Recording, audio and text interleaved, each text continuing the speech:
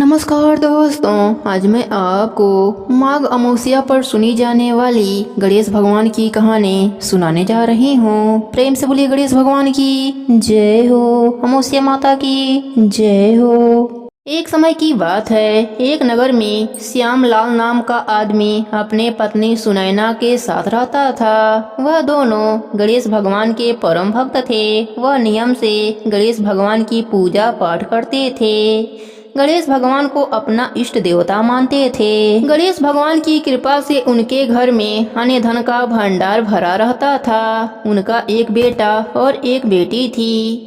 अपने माता पिता के तरह ही वह दोनों भी गणेश भगवान का नित्य नियम से पूजा पाठ किया करते थे। जब बेटी शादी के योग्य हुई तो श्यामलाल अपनी बेटी की शादी खोजने लगा। श्यामलाल जिस भी घर शादी खोजने जाते थे वहां पता लगाते थे कि उस घर में पूजा पाठ होता है कि नहीं।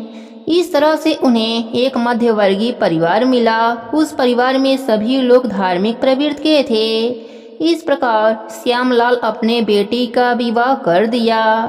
बेटी जब ससुराल गई तो ससुराल में वह गणेश भगवान का नित्य नियम निभाने लगी।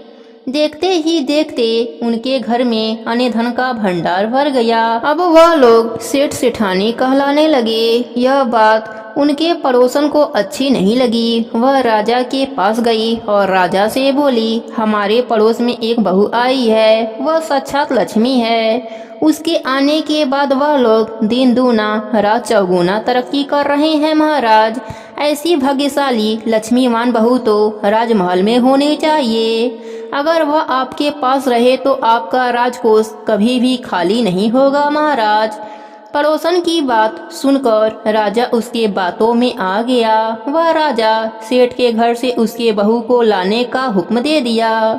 सिपाही आए और बहू को साथ चलने के लिए कहने लगे। बहू ने कहा, आप महाराज से कह देना कि मैं 12 दिन बाद आ जाऊंगी। इस प्रकार सिपाही राजमहल आकर राजा को सारी बात बताई। राजा भी मान गया। इधर बहू गणेश भगवान से प्रार्थना करने लगी, हे प्रभु, मेरी लाज आपके हाथों में है, आप मेरी रक्षा करना। गणेश भगवान के कोप से राजा के शरीर में जलन होने लगा। देखते ही देखते उसके शरीर में कोढ़ निकल आया। वह अपना बहुत इलाज करवाया पर उसके शरीर से जलन समाप्त ही नहीं हो रहे थे। फिर उसने पंडितों से इसका उपाय पूछा।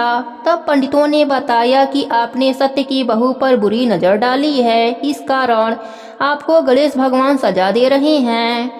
फिर राजा पछताता हुआ सेठ के घर गया और बहू से क्षमा मांगे और गणेश भगवान से भी क्षमा मांगे। इतना करते ही राजा का शरीर पहले जैसा हो गया। राजा ने सेठ को बहुत सा धन दिया और पड़ोसन को सजा दी। इस भगवान का चमत्कार देख सभी लोग गणेश भगवान का नित्य नियम निभाने लगे। गणेश भगवान का नित्य नियम निभाने से नगर के सभी लोगों के घर में अन्न धन का भंडार भर गया।